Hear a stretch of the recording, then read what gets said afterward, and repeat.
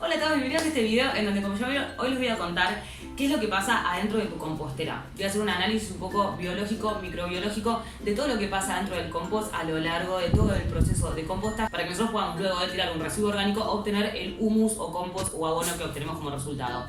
Les voy a contar brevemente la definición técnica de lo que es el compostaje. Les voy a hacer una intro acerca de los distintos microorganismos que viven en el compost. Les voy a contar las distintas etapas que suceden en el proceso de compostaje y por último algunos tips basados en las cosas que mencioné anteriormente que pueden implementar ustedes en sus composteras. Así que bueno, si quieren seguirme en Instagram, me pueden seguir, pueden entrar al blog, pueden suscribirse al canal, dejarme un like y empezamos con el video.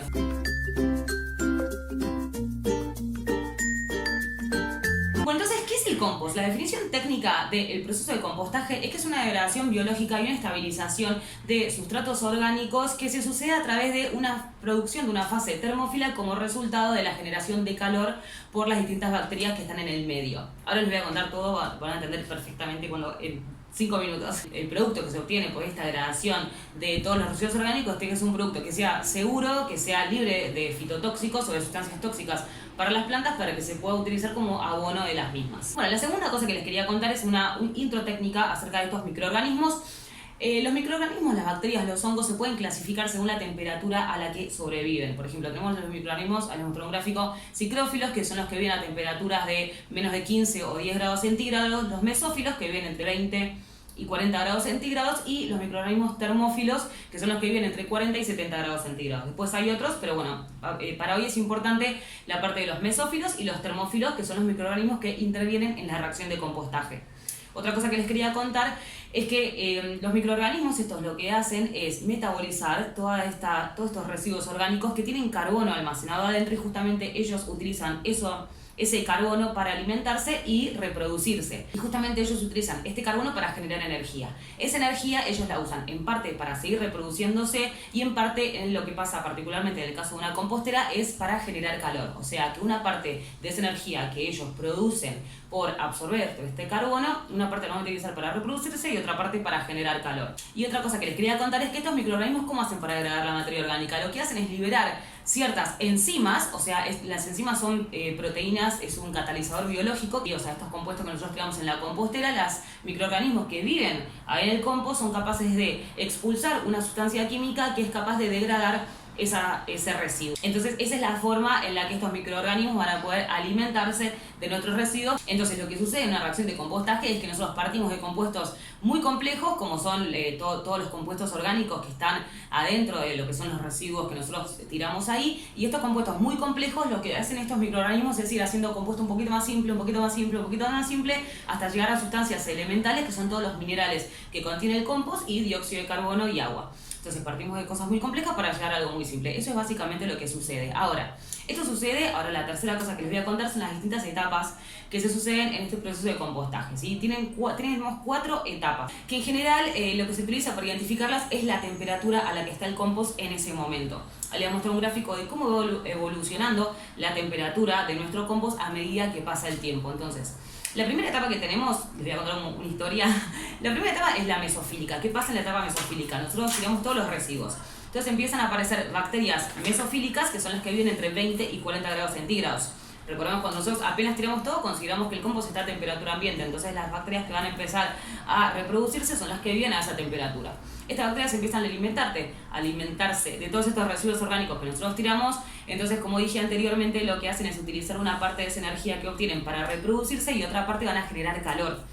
Entonces, a medida que se reproducen, hay más bacterias que generan más calor, y este calor lo que va a hacer es aumentar la temperatura del compost. Ahí vuelta les muestro el gráfico cómo va aumentando la temperatura del compost justamente por toda esta generación de calor que generan estas bacterias y estos hongos, todos los microorganismos ahí. Entonces lo que van haciendo estos microorganismos es degradar todos los compuestos que son más fáciles de degradar, todos compuestos azúcares, etcétera, van a empezar a degradarlos estos microorganismos mesófilos. Ahora lo que pasa es que cuando empieza a aumentar la temperatura, como ya dije, los microorganismos que son mesófilos ya no pueden vivir más a esa temperatura porque su temperatura, su rango de crecimiento es de 20 a 40, digamos. Entonces cuando la temperatura supera los 45 grados empiezan a predominar los microorganismos termófilos, que son los que vienen a esa temperatura. Entonces los mesófilos empiezan a desaparecer y empiezan a predominar estos microorganismos termófilos, que también lo que hacen es degradar sustancias que son un poco más complejas.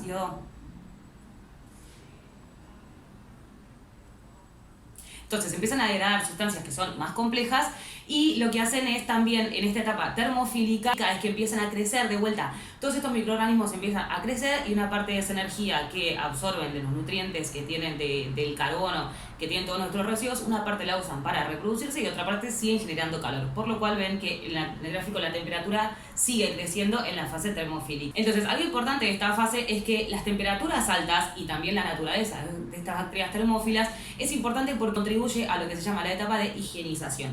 La etapa de higienización es en la que se eliminan todas las sustancias que pueden ser fitotóxicas, o sea que pueden afectar el crecimiento de plantas o que pueden ser patógenas también para el crecimiento de plantas. Recordemos que una característica importante del compost es que tiene que poder ser utilizado como abono de plantas, o sea, si eso tiene algún tóxico que interfiere en el crecimiento de la planta, entonces no es considerado compost. Entonces en esta etapa lo que pasa es que se eliminan la mayoría, no todas, la mayoría de las sustancias patógenas que pueden interferir con el crecimiento de plantas para ser degradadas con estos microorganismos a altas temperaturas.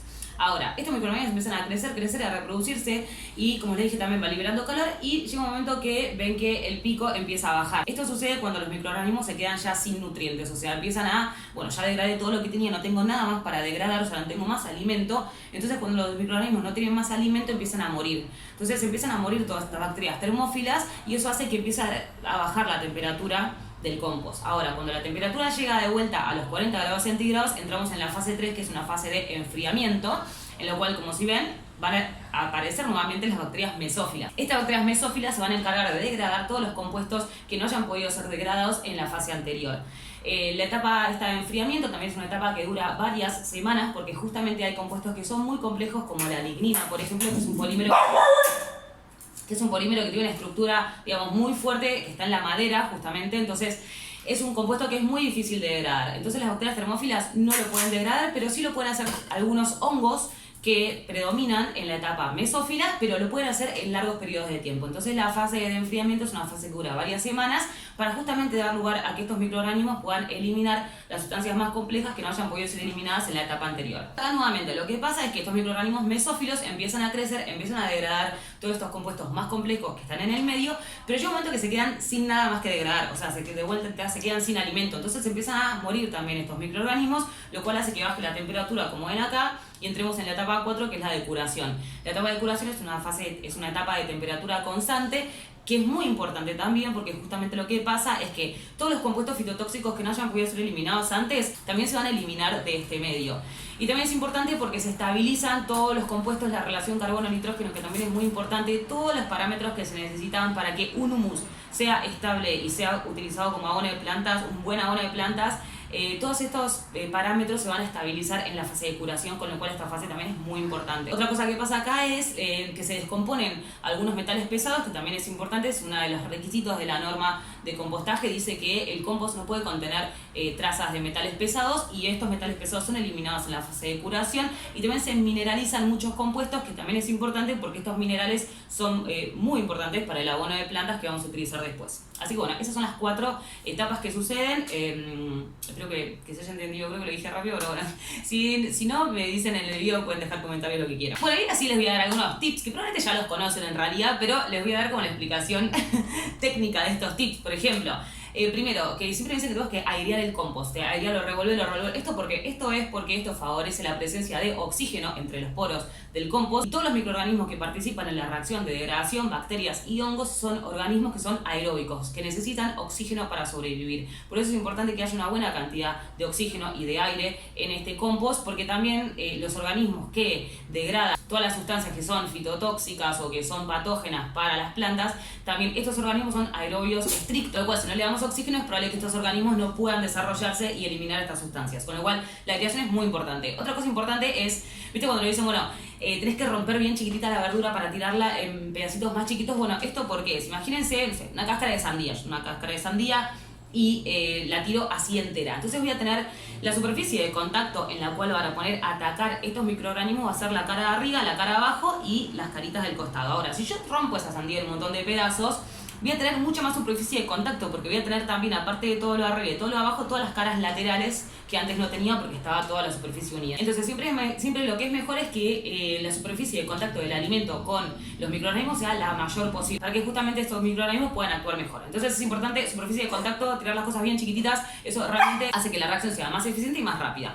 Bueno, y por último, el contenido de humedad. El contenido de humedad también es importante porque los microorganismos en general crecen en medio acuoso. O sea, los microorganismos que crecen en el compost crecen en una lámina de agua que se forma alrededor de la tierra o el compost que nosotros tiramos, los residuos. Esta lámina, los microorganismos crecen en general en medio acuoso. Entonces, si está muy seco ese compost, es muy difícil que estos microorganismos crezcan ahí, y si no crecen los microorganismos, no pueden degradar la materia orgánica. Entonces, digamos, nunca vamos a llegar a tener un compost, o sea, básicamente.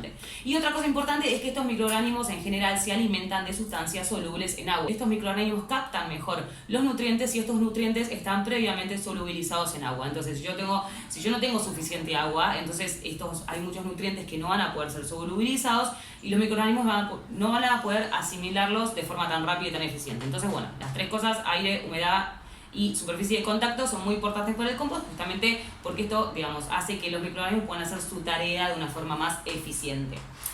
Así que bueno, llegamos al final del video, espero que les haya gustado. Pueden dejar un comentario, decirme qué les pareció, si tienen ideas para el próximo video.